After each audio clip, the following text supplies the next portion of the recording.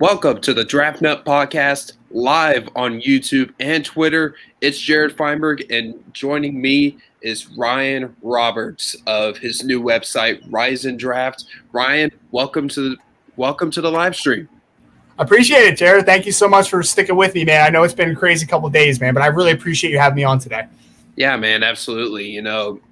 You have your own things going on. I have my own things going on. And honestly, it kind of benefited me too because I was working on a paper for my humanities class this summer. So got that finished up today. So, yeah, very convenient for me as well.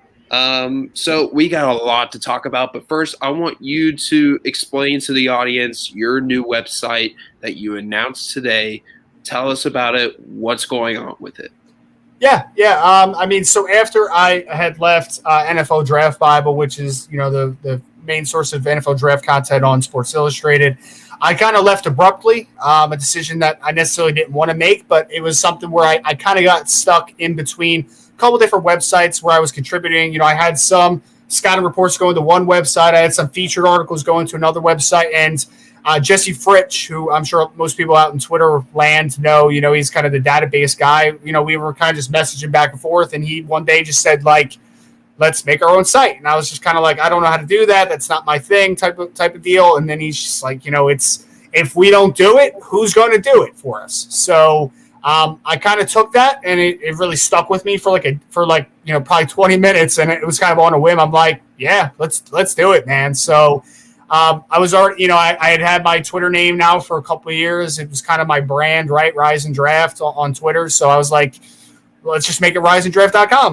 That's easy enough, easy transition. I didn't want to start a new Twitter page because it's just like, now you have to build up a new following on another Twitter page. I'm just like, let's just keep everything on brand, what it is. I had a list of guys that I actually wrote like a year ago, just some of the guys that I've really respected on the draft side of Twitter that I was interested in. And I know a couple guys from Blue Chip, right? Like Devin Jackson, who's one of the guys that's going to be coming over, and Ben Glassmeyer. So I got guys like him. I got Alex Gilstrap. I got Alex Simpson. I got Corey Kinnan, like a lot of really good dudes, good evaluators. And I reached out to every one of them. I'm like, hey, man, this is what we're doing. It's going to be database driven. We're going to have Jesse Fritsch's database right on there. That's going to be made public to everybody on the site. There's going to be the scouting reports according to, where it shows up on his database. There's going to be featured articles. There's going to be podcasting. There's going to be all the things that I think people really want. And we're going to keep it at NFL draft centric. We're not going to talk NFL too much. We're not going to talk college football. This is literally NFL draft info, verified information, like everything that I feel like everyone needs to know really to get a great understanding of the NFL draft landscape. We're going to try to provide. So really excited, going to launch August 1st. And I really am excited about the team that we have in store over there. I'm super excited about your new website, man. I'm looking forward to it. I know Devin is looking forward to it. I know Ben is looking forward to it. And if you guys didn't notice, Devin isn't here. He's got stuff going on this evening, so he couldn't make it, but he will be on the live stream this Thursday, so don't worry. He'll be back. It won't be a long absence from Devin. So, all right, we got a ton to talk about. There was a lot of NFL news today, and I'm sure every one of you guys know what has been going on, especially with the Green Bay Packers. Aaron Rodgers is going to be playing for the Packers this season. He is legitimately going to be playing for the Green Bay Packers in 2021. So, Ryan, what are your thoughts on this whole saga that has been going on since right before the draft? That has been lasting all summer long, and then has lead up to Rodgers saying, all right, I'm going to play this year, but this is probably going to be my last season. What do you think of it? Yeah, it's funny, as an NFL draft guy like yourself, it's like the news broke on NFL draft day, and I'll be very honest, I put some money down on the San Francisco 49ers selecting Trey Lance, and of course, one of the first people that comes out is like, oh, maybe Rodgers is going to go home to Cali, play for the San Francisco 49ers. I'm like, oh no, don't cost me money here, man. And obviously, it's been a saga to say the least. I mean, you'd always heard things about Aaron Rodgers, right? He is a big personality. He's a little egotistical, and I don't mean that as a negative way. He's a quarterback in the National Football League, one of the best that we have ever seen, one of the best of any era. Like, he has been that player for the Green Bay Packers. Transitioning from Brett Favre, the fact of what he has done with the Green Bay Packers is just extraordinary because you don't get that consistency of quarterback play. So he's a little egotistical, and you'd always heard things about like, hey, maybe he's not happy with the front office, the head coaching, thing with him and Mike McCarthy. Like, they didn't see eye to eye. That's why they brought the new coaching staff in originally. It seems like he wants a lot of control. He's wanted them to, help his receiving core. And we talk about like, hey, he's got Devontae Adams, a wide receiver, but like if their tight end this past year, right, the undrafted free agent who had a really nice year, if he didn't break out, they have some of the worst secondary receiving options in all of football, right? And I feel like that he's a guy that wants to win. I don't think that anybody questions that, like, his in everything, no matter how egotistical you think he is, it is all, I think, really energized by the fact of, like, he wants to win football games. He wants to win championships. I think that we can all agree on that. And, obviously the back and forth now, he wanted more money. Is it a ploy just to get out? Like, all this back and forth. I never bought into the hypothetical that, like, he was going to get traded. I know fantasy Twitter especially has been going crazy. Like, oh, what's Jordan Love's average draft projection or whatever type of stuff for the last couple of days. I'm just like, I just never bought it. And I think that he's going to play it out. He's going to see kind of what the market dictates, what he can kind of, format moving forward here. But he's going to be the quarterback just because I don't think that it really benefits either side. Like, Green Bay has a good roster. They have a talented defense, really good offensive line, really good running back. Devontae Adams, I already mentioned. Like, they're a team that can make that push if they can get past the Tampa Bay Buccaneers. Like, they can make that push in the NFC. So I think that they don't get any benefit out of it. I think Aaron Rodgers, again, talking about egotistical, his legacy is important to him. Does he want to sit out a football season? That's not going to help his legacy anyway. So I think at the end of the day, they might have a disgruntled relationship, but Aaron Rodgers was going to be on the Green Bay Packers, and I think that we're just kind of seeing what was always ultimately going to happen here. I didn't know what to believe throughout this entire saga. Like, Packers fans were saying, oh, Schefter's losing credibility, all this, all that. I'm like, he's just doing his job. But at the same time, you didn't know really what to believe with all this news about Rodgers, what's going to happen with him, is he going to get traded, all that. But I had a gut feeling the entire time, that this is somehow going to work out where he gets his contract reduced and he's going to be able to leave after the season. He'll play for the Packers, try to do like one last season, try to get to a Super Bowl. Yep. And of course, now today we get that news, and everyone's like, all right, let's see if this last dance will actually come to fruition at the end, and the Packers win the Super Bowl. Let's see what happens. I'm actually going to root for Rodgers to win the Super Bowl. I'd love to see him, with this like kind of last dance mentality, that just watching that documentary of Michael Jordan and that Bulls team, The Last Dance, like, that was like, oh, it's so good to watch. And seeing something similar to in the NFL to like Aaron Rodgers with the Packers, this could be his last season with the Packers, and maybe his last season ever in the NFL. It's going to be very interesting to see what happens. I'm really looking forward to it. Yeah, it's going to be fascinating just because I want to see how it ends. Like you're saying, I don't know how long he's going to play because he's had a couple injuries. So like it could, if he wins, maybe he does ride off into the sunset. It's going to be fascinating. I think the other layer is like, obviously people are talking about money disputes, right? Like he wants to be paid more. I never blame an older player for wanting that, just because if Aaron Rodgers becomes a free agent next year at the age of 38, like he's not going to dictate a long contract or big money just because he's an older player, right? Like it's not going to be in the long-term outlook. You're not going to give a guy that is 38 years old, even though quarterbacks are playing into their 40s now, like you're not going to give him a 5-year deal. He might get like a 3-year deal. Maybe he makes 25, 30 mil a year. So it's not going to be like he gets a lot out of like being on the market type of thing. He's trying to stay where he's been comfortable and making some money. I don't blame him for that. I just think that the dirty laundry has been kind of aired a little too much, and it's been kind of just back and forth a little bit. But I do think that, the Packers have one of the best rosters in the NFL. So I'm excited to see what Rodgers is able to accomplish this year, even if he is a little disgruntled. It would not surprise me if Rodgers won MVP again. Pissed off, disgruntled. He's going to be like, all right, you are basically saying to the front office, you're trying to ruin my relationship with the team you're trying to run. Mm-hmm. And also Adams. All right, I'm going to play one more season, but I'm going to kick everyone's ass and show you why you messed up.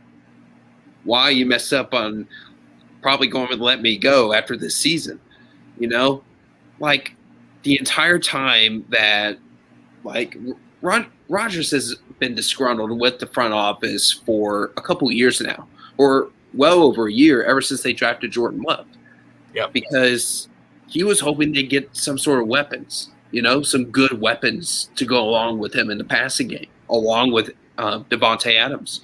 But they went with Jordan Love. I don't think they really drafted a need, like a major need in 2020. They went Jordan Love, and then I think they went A.J. Dillon, who I think will end up being a solid back for them down the road, maybe even this year.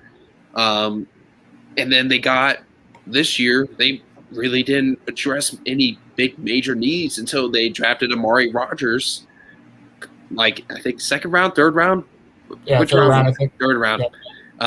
And I think Rodgers will end up having an impact of some sort in year one, but I'm not sure how much of an impact. We'll have to see. There's also rumors that the Packers can end up training for Randall Cobb here shortly, either this evening or even tomorrow. We just don't know. But this whole thing has just been really interesting, and it's going to be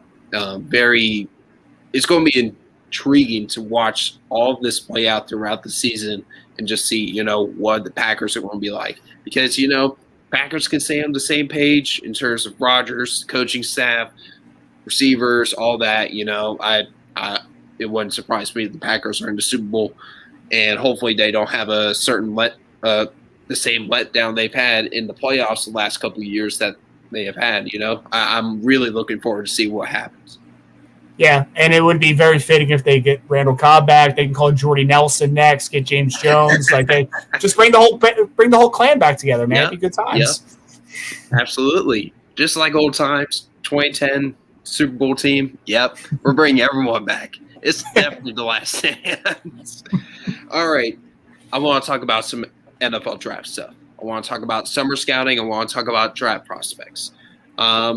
First off, I want to talk about some of the prospects we have watched recently, and I'll start with you, Ryan. Who are some of the prospects you've watched recently or have watched over the last couple of weeks that have really caught your eye?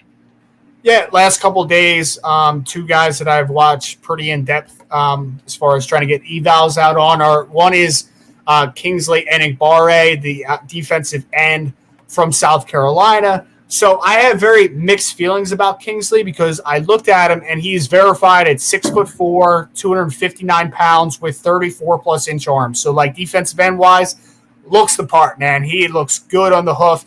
And I posted one of and I think that some people talk about transitional quickness a ton when you're talking about cornerbacks, you're talking about wide receivers getting in and out of the breaks, dropping the hips, the ability to transition quickly.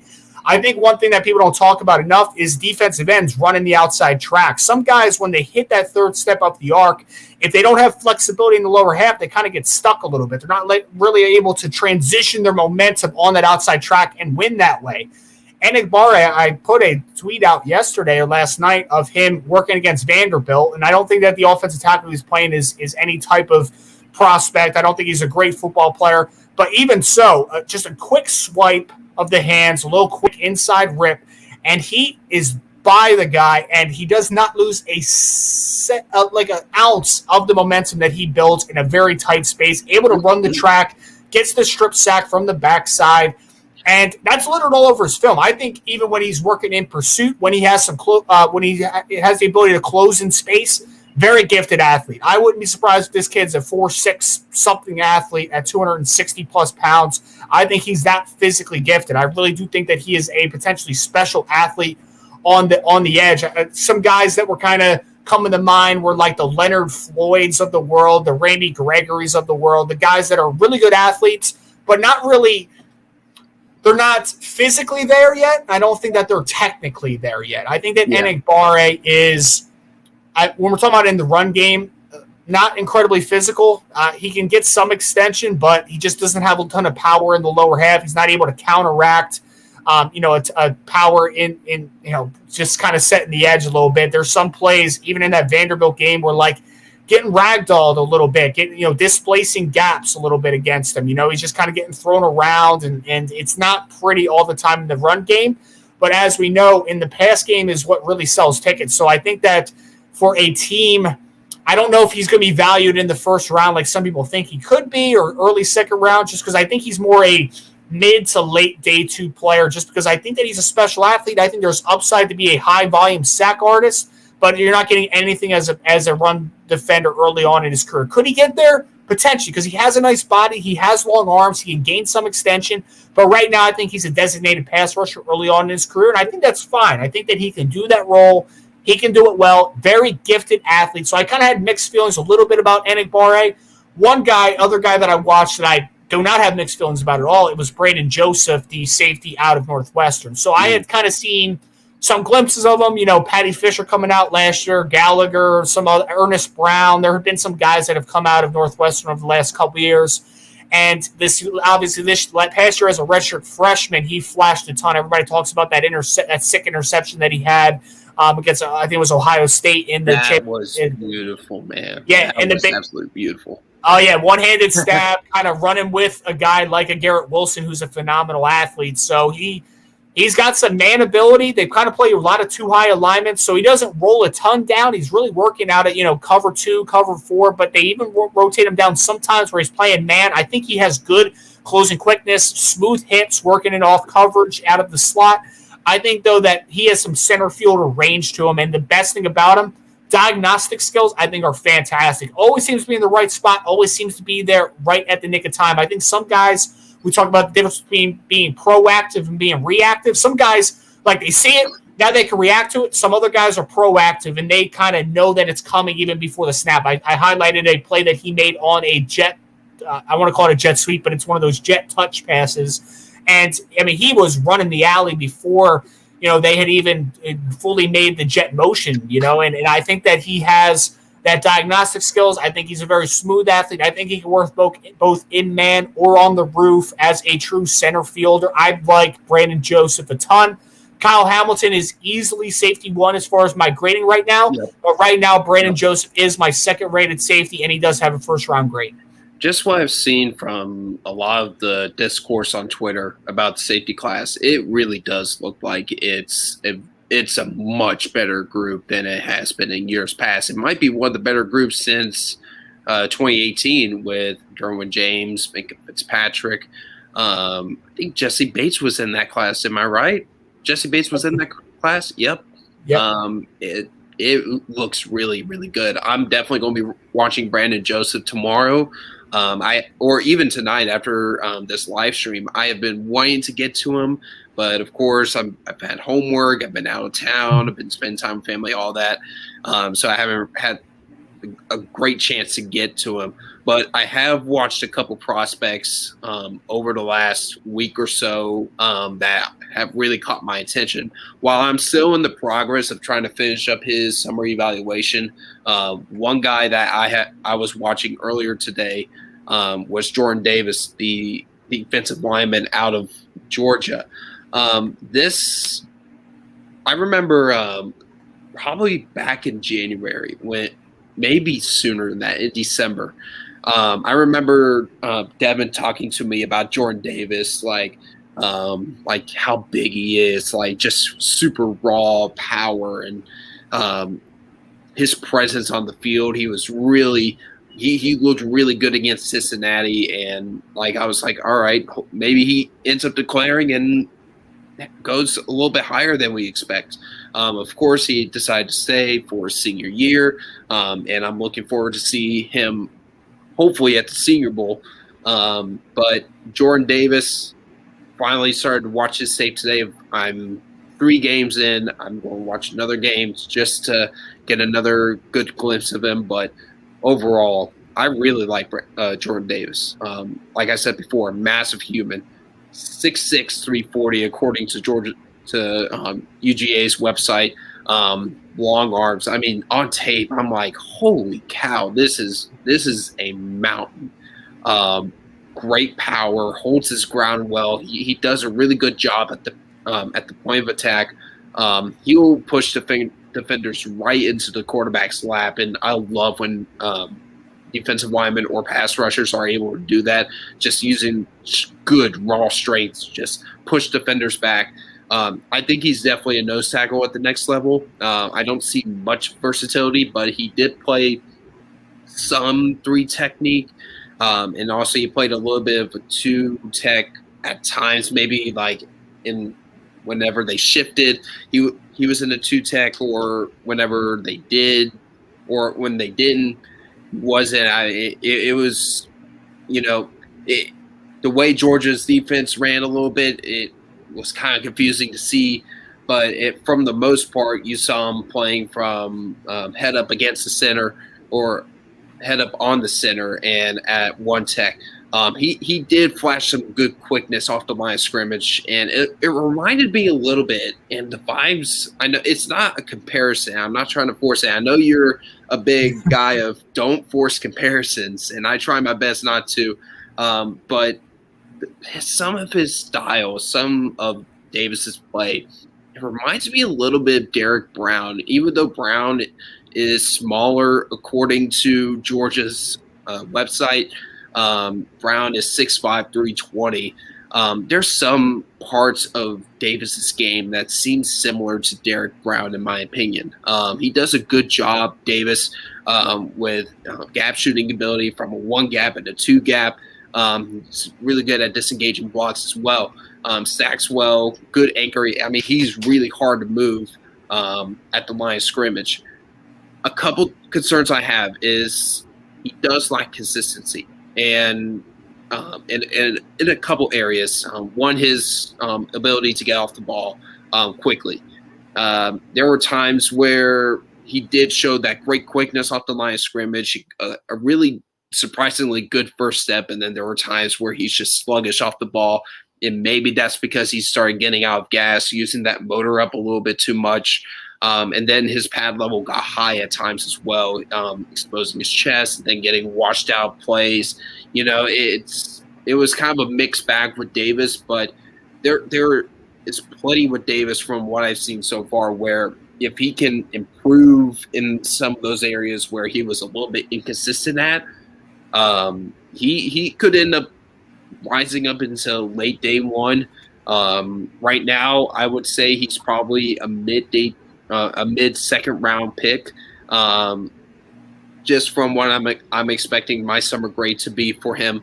But I really like Jordan Davis. Another prospect I really enjoyed watching when I was out of town the other day and I had a chance to watch some film was Carson Strong, and I want to talk about Strong a little bit here. Strong, great, good size, love his arm. Superb arm, can really drive throws into tight windows. The ball just pops off his hand. Good velocity, good zip, drives the ball very well from the opposite hash to the sideline. He has good pre-snap IQ, I believe. Good calls protections at the lines, calling different audibles, checking to the hot, puts his offense in the best position he can. Post-snap, there's some glimpses of him really doing well post-snap, going through his progressions, really taking what was in front of him and making good decisions, good quick decisions with the football. But there were times where he did he kind of struggled a little bit with his eyes. Like sometimes he would need to process plays a little bit faster post-snap. Maybe a little bit better, but overall, I really liked him from an eyes and a mind standpoint. He has a really nice throwing motion. I would say his receivers, while they were okay, they really didn't help him out that much. I think some of his stats were pretty misleading at times. He has really nice touch and ball placement on all three levels of the field. Nice job controlling his throws, understood when to throw the fastball, and then throw a little touch pass downfield with not a lot of power, but just kind of flicked it up there without like much effort.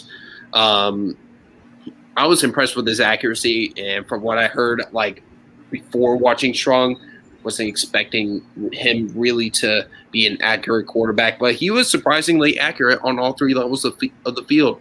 A couple problems I did have with Strong was his lack of athleticism, athletic ability. I think that hurt him when it came to trying to avoid pressure. I do think he can have some room to grow with his athleticism, but that's no guarantee. His base can get wide at times. I think his lower body mechanics can get sloppy, and that sometimes it may look like the ball he completely underthrows a ball or doesn't show a lot of strength with the ball, but it's really sometimes his base gets too wide and the ball just dies on him because his base isn't that great. Some of this because he's trying to rush in his drops. Some of the passes were really underthrown because of the lack of inconsistent lower body, or because of his inconsistent lower body mechanics. A couple of things I have here in my notes, just reading off of. He'll take unnecessary deeper drops to try to avoid pressure. Some trajectory throws were a bit of a struggle. Even though with those athletic limitations, though, he did show some ability to escape from the pocket. He had some nice pocket awareness, I believe. Really didn't panic that much, didn't bail out of the pocket unnecessarily.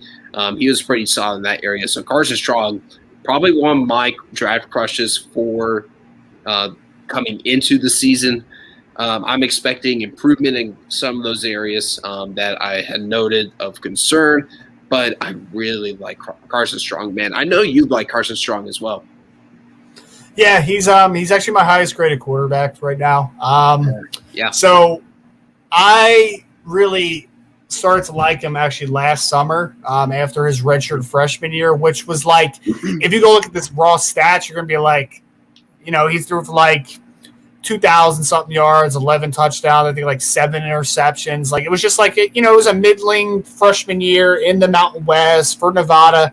There were some throws though on film that, I think of one particular, I think it was against San Jose State, I believe, if I remember correctly.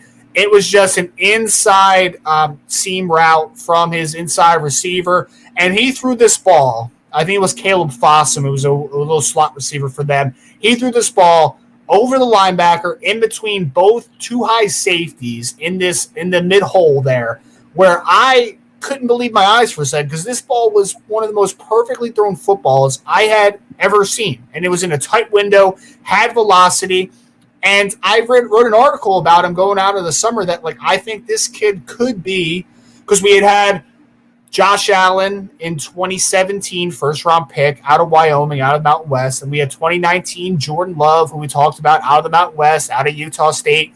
I wrote that I think that he could be the next Mountain West quarterback that maybe has, every 2 years seems to be kind of the trend with Mountain West quarterbacks. Mm-hmm. I think Carson could be that, because I saw drastic improvements from the 2019 flashes to the 2020 season. He was one of the most productive quarterbacks in all of college football. Where the improvements came from was the fact of I talked to him a couple times. The last time I talked to him, it was right before their Mountain West championship game, which unfortunately they lost against San Jose State, where he told me the biggest difference in my game is 2019, I was a bad deep ball thrower. One of the worst, rated deep ball passers in all of college football. And he told me he had watched a ton of Russell Wilson that past offseason, and he wanted to get that more arc. He wanted to change his trajectory on his deep ball. And in 2020, he's one of the best deep ball throwers in all of college football. Romeo Doubs, who's a pretty talented wide receiver, has some drop issues, but he's got kind of that vertical third type of outlook to his game. Mm-hmm. And he really did substantial improvements as a deep ball thrower. And I think that he is – the thing that stood out to me first coming out of 2019 was like quick game. I thought was good. He makes quick, easy decisions, gets the ball out of his hands, makes solid, sound decisions. Yeah. The improvement now, threatening the middle of the field, like I kind of talked about 2019. Now to be able to be a 3-level quarterback where he can now threaten the deeper portions of the field. The kid has a rocket for an arm. I compared him to, and some people are going to be like, oh, comparing a Carson to a Carson. He reminds me of Carson Palmer, who was a great quarterback for a few years with the Cincinnati Bengals and with the Arizona Cardinals. Excuse me. And he, was a bigger body quarterback, pocket quarterback. And I do agree with you, Jared, right? Sometimes he gets stuck. He's a pocket quarterback. He wants to stay in the pocket. Sometimes I don't think it's a lack of athleticism, though. I just think it's just that's where he's come. That's where he's always been comfortable. Because if you go back and you look at his high school stuff, he was a very accomplished basketball player. I think that Carson Strong is a good athlete. I think he has subtle movements in the pocket that are really good. I think there are improvements to be made there. I think it's more of a comfort thing than the lack of athleticism, if that makes sense. So I'm excited to see him take that next step because I think he can do a little more outside of pressure. Now, that being said, he's always going to be a pocket quarterback just because that's how he wins. That's his game. But I think that there's a lot that could still be improved in this game, which gets me excited because you talked about the pre-snap stuff. No quarterback that I've seen in this class might be somebody that maybe I haven't touched on, but I've not seen a quarterback yet in this class that I think that has more responsibility, setting protections, IDing mics, doing all that type of stuff pre-snap, changing the play at the line of scrimmage. I know that because he told me. He told me that he has a lot of responsibility at the line of scrimmage. Matt Mummy is his offensive coordinator, who anybody that is like, like football purist, they run the air raid system over there, which of course everybody thinks Mike Leach. But the godfather of the air raid was Hal Mummy, Matt Mummy's father back in the day. Oh, okay. The last name sounded familiar. I'm like, that sounds familiar. Where's it coming from? Yes. Yeah, so his dad, kind of invented the air. Well, I don't want to say invented. He perfected the air raid, which Mike Leach obviously took to an even higher level. Obviously, where what he's done now at Texas Tech to Washington State, now over at Mississippi State. But Matt has done a tremendous job with Carson. So all that to say, there are some limitations to the game in the effect of like his outside receivers are running vertical third. He's throwing a lot of screens. He's throwing a lot of stop routes. So there's some routes that he just isn't throwing in this system just because everything is just working on that vertical third. Everything is just always horizontal, right? Nothing is lateral. Barely anything is lateral except for maybe some mesh crossers at some points. Yeah. So there's going to be some things that he just hasn't shown on film. But I think all the talent is there. I think he's got a great arm. I think there is upside to him as a player outside of structure. I think he's a very intelligent football player. And I think if 2019, 2020 improvements are any indication, I think not only does he have another great season, not only do they probably win the Mountain West this year after coming up runner-ups to San Jose State last year, I think that he could be a potential first-round pick, and I think he could be a potential top 10 pick when all is said and done. I can definitely see top 10 pick for sure. Like, oh, man.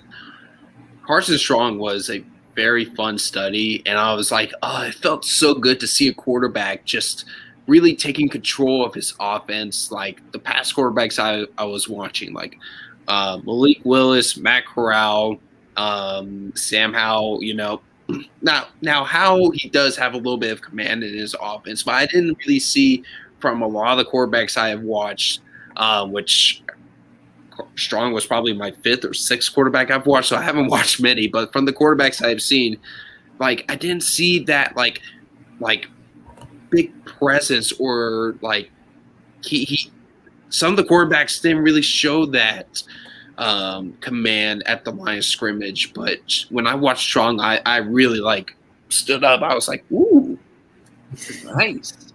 I like it. Really nice. And I was like, I tend to like this quarterback class more than most because I see the potential. I see the potential for guys to, if they can improve in maybe just 1 or 2 areas of their game, they could like launch themselves into the first round. Like I see potential in this class. Strong gave me good hope for this class as well because really love his game, good arm. There's some inconsistencies that he can improve on, but from like you said, 2019, 2020 continued to show improvements. If anything, we'll likely see more improvement from Carson Strong. He definitely sounds like a guy that is really working hard to improve his game and to take his game to the next level. And, I could definitely see Carson Strong challenging for QB1 over, like, consistent consensus QB1 in the spring. With most likely Spencer Rattler, I would expect Rattler to improve a little bit, especially in Lincoln Riley's offense.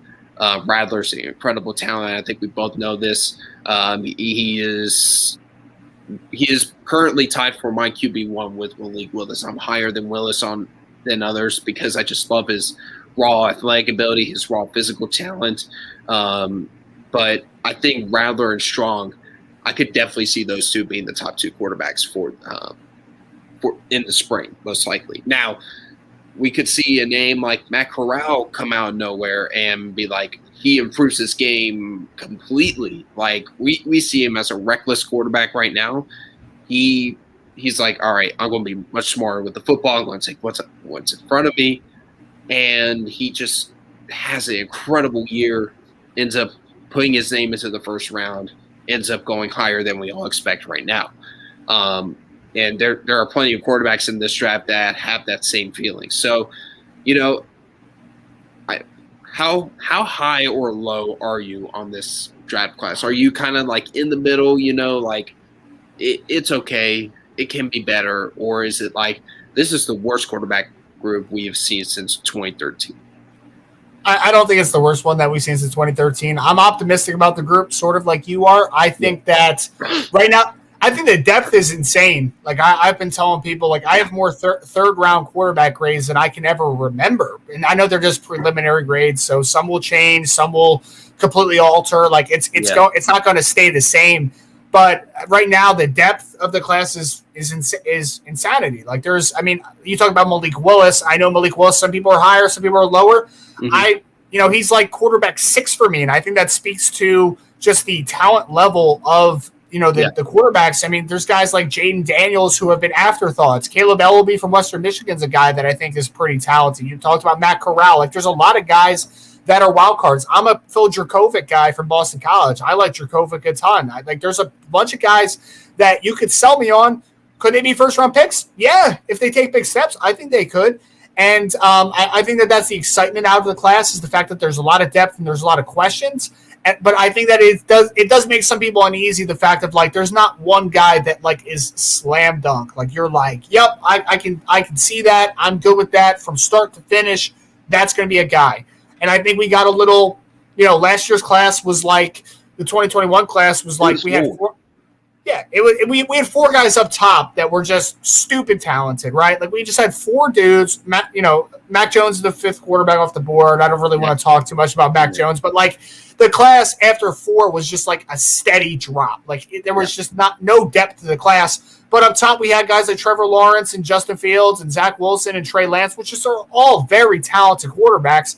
And there's no guy right now that rivals anything close to a Trevor Lawrence, which there isn't in just about every single draft probably since John Elway. Like, let's be honest about it. Like, the dude is, generational. I know people throw it around too much.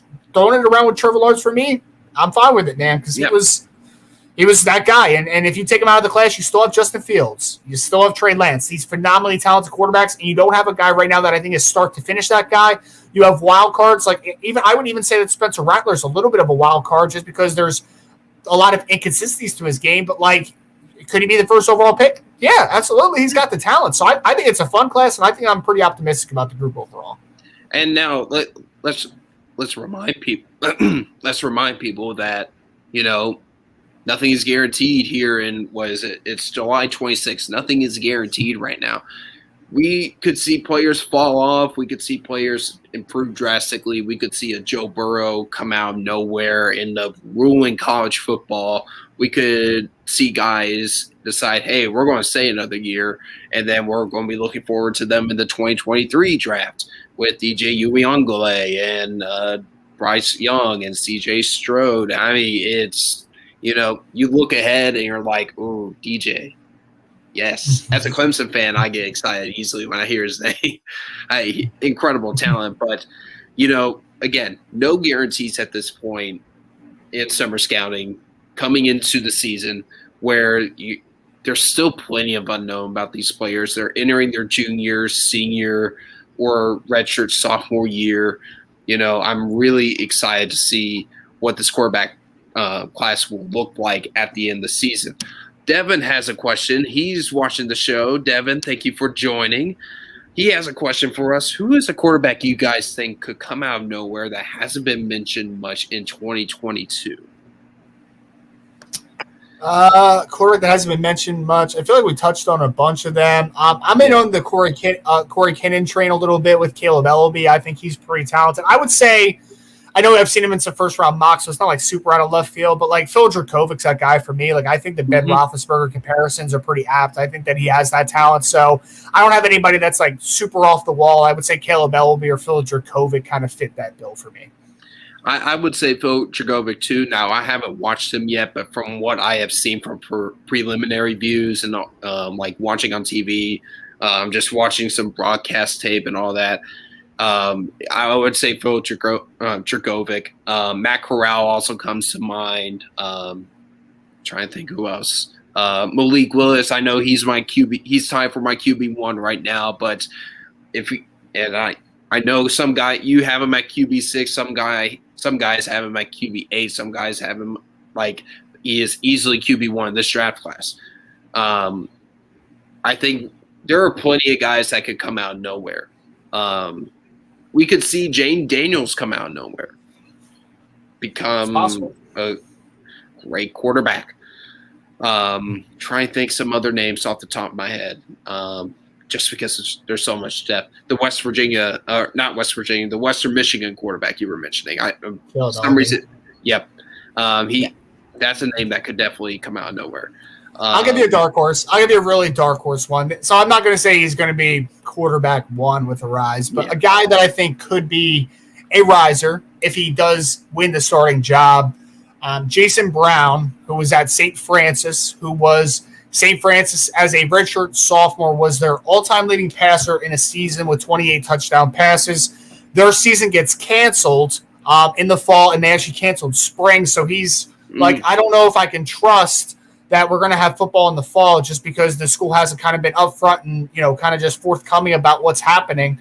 So he ends up transferring, hitting the portal. I actually have a pretty good relationship with him, and I was kind of talking to him during the process and everything, and he was like, oh, man, I don't know if I'm going to get any offers. And it was like the second or third day he was in the portal, he gets an offer from South Carolina. So now he is 6'4", 225-pound quarterback who is very talented thrower, who is in the quarterback battle down there in South Carolina. They have a quarterback that was the main backup last year who was fighting with the job with Colin Hill out of eligibility, obviously, after last season. So he's not guaranteed to start, but I think if Jason Brown does win the starting job at South Carolina with Kevin Harris at running back, with Nick Muse, Tanner Muse's younger brother, at tight end, I think that he has a ton of talent where maybe he's a draftable player where I don't think many people have obviously talked about him just because you haven't seen him much. It's not easy to find St. Francis tape, to say the least. So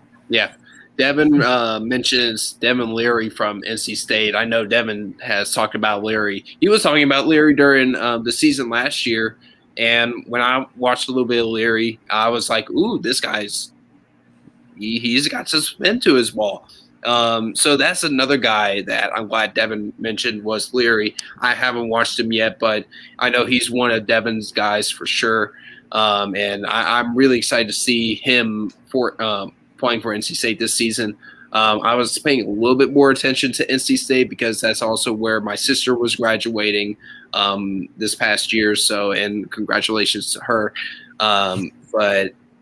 Yeah, some of those were some of the quarterbacks, that we think could be potential risers. Two prospects that we are big fans of. Who are your two favorite prospects other than Carson Strong? Who are your two favorite prospects so far? So when you told me kind of what we were going to talk about, when you mentioned this one, I kind of thought of players that maybe I'm a little higher on than some. I kind of felt it as I have two guys that I was looking at as I have first-round grades on them that I was a little surprised, so I didn't know a ton about before I put first-round grades on them. So the first guy that I had who I want to mention was Peyton Wilson. We talked about NC State, so I'll stay with NC State for a second. The talented linebacker, listed at 6'4", 235 pounds. He was a high 4-star, bordering on 5-star recruit coming out of North Carolina, stayed in state with the Wolfpack. And he has played Mike and Will for the team. And obviously he has fantastic length for the position. Very smooth athlete, very violent, gets downhill in a hurry. They play him on ball sometimes. They can play him off ball. They can play him in multiple alignments. And he is just really instinctive. I think that he's a plus athlete. I think he's going to run in the 4.6s at 235-plus pounds as a second-level defender. He reminds me a ton of, if people remember Kiko Alonso, before Alonso started getting injured a bunch, that's who he reminds me of. I think he's that type of flexible, athletic, long, second-level defender who is very talented. Now, Peyton Wilson, I put a first-round grade on him for on-field because I think he's a really talented player. But I will say, zero chance he goes in the first round. Going back to him coming out of high school, he missed the majority of his senior year with a ACL injury, came into fall camp, actually retore the same ACL. So he had the ACL. The next year in 2019, he had an arrest, which was public intoxication and fleeing the police. And then this past offseason, he had labrum surgeries on both shoulders. So we're dealing with a linebacker with bad shoulders, multiple ACL tears, and a rest on his record. So not going to go in the first round, but a very talented football player who I am a big fan of just on the field. And then the second guy was somebody, I know everybody's talking about Evan Neal from Alabama, right? Offensive tackle. Started right tackle, started at guard. Now he's going to be the left tackle this season. Very talented. Like Mekhi Becton-esque talent as far as the size and athleticism when you combine them both at 6'7", 360 pounds. But I saw an offensive tackle that I have a higher grade on than Evan Neal. And I watched him, and I will say my man from UCLA who is man, let me just – I don't even know how I want to go about this, Jared, because I will say, man,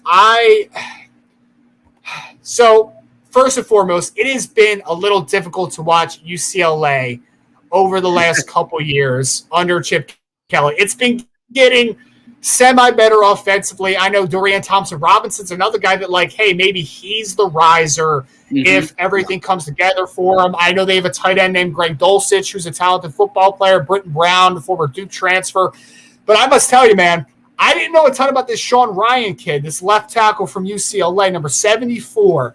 But I am absolutely enamored with him. I'm a big track guy as far as background and stuff, and I'm a big believer in if you are a good athlete in any sport that you play, you were probably a good athlete in every sport because you were just a natural, God-given athlete. Like, you dominated everything you did.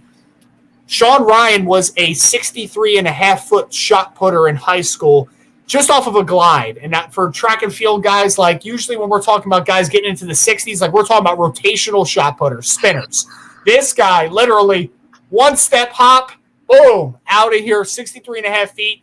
And he is 6'5", 318 pounds, incredibly flexible. That type of explosiveness, that he gets, man, just the shot put background shows up on film. Gifted athlete, absolutely dominant in the run game, creates so much power in extremely tight spaces. Flexibility, core strength is phenomenal.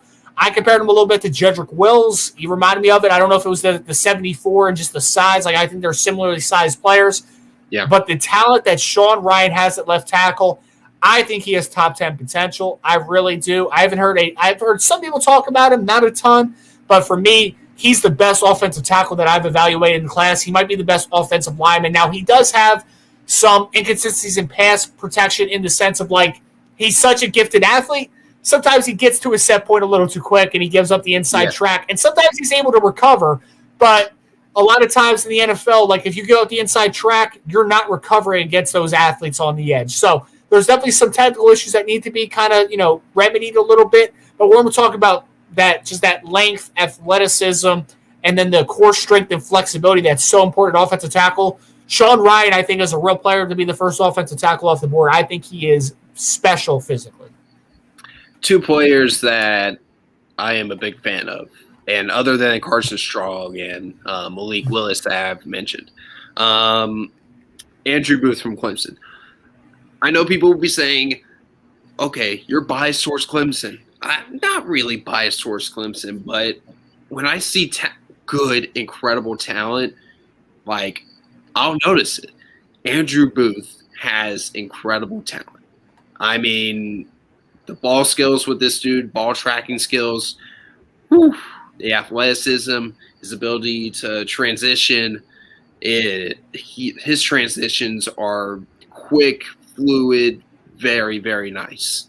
Another player that I really, really like, looking at some of the players I have here, Garrett Wilson. He's the first receiver I watched, and, you know, when I was talking about guys that, like, are good route runners, Garrett Wilson is that. And I was talking with Devin about it, and I was talking with Devin about Wilson. I think it was on the live stream a couple weeks ago, and he and I were talking about Wilson, and I was like, you know, he's not Jerry Jeudy in the sense of, like, his suddenness and explosiveness as a route runner, but that's just the vibes I get with Wilson as a route runner. Not saying he has elite route running ability like Jerry Jeudy. No one will ever come close for me when it comes to Jerry Jeudy and his route running ability. No way. But I'm just trying to give a sense for fans, like, you know, just like the suddenness, the explosiveness in and out of his routes, or in and out of his breaks. It's good. It's really good. Good ball skills, really good receiver all the way around. I love whenever I watch good wide receivers, good, like, when it comes to releases, route running, separation, ball skills, blocking on the perimeter, run after catch ability, athleticism. If you are good in any of those areas, which Wilson is good, great, or really solid in all those areas, I am going to like you a lot. And I like Garrett Wilson a lot. He is my highest graded offensive player right now. I don't expect him to be once I'm done with summer evals, but I love Wilson coming into the season. I think he's the best wide receiver coming into the season for the NFL draft and college football. I think he's that good. So I think that's going to end it for us. Ryan, you got anything else you want to talk about? Anything else you want to give a shout out for any prospects? No, I will say, you know, just kind of to go off your Garrett Wilson for a second. Yeah. He's my highest graded wide receiver as well to this point. I like Treylon a bunch, but for me, Wilson graded a little bit above him just because I see the nuances to his game a little bit. I compared him to Antonio Brown, and I think that he has that in him, and I think that he has, contested catch ability too, which is pretty insane for only being about, 5'11", 188 pounds or whatever the hell he's listed at. So I like to mention there some very talented players, obviously early on, and I just appreciate you so much for having me on tonight, man. This was a lot of fun just to talk for a few minutes. Absolutely, man. It was great to have you on, and hopefully Devin and I will be back together here on the live stream, and maybe we'll have you on the podcast for recording. We'd love to have you back, man. Appreciate it, brother. Just let me know when you guys want to do it. I'm definitely down. Absolutely. Guys, thank you so much for watching the live stream. We'll see you guys Thursday. Peace.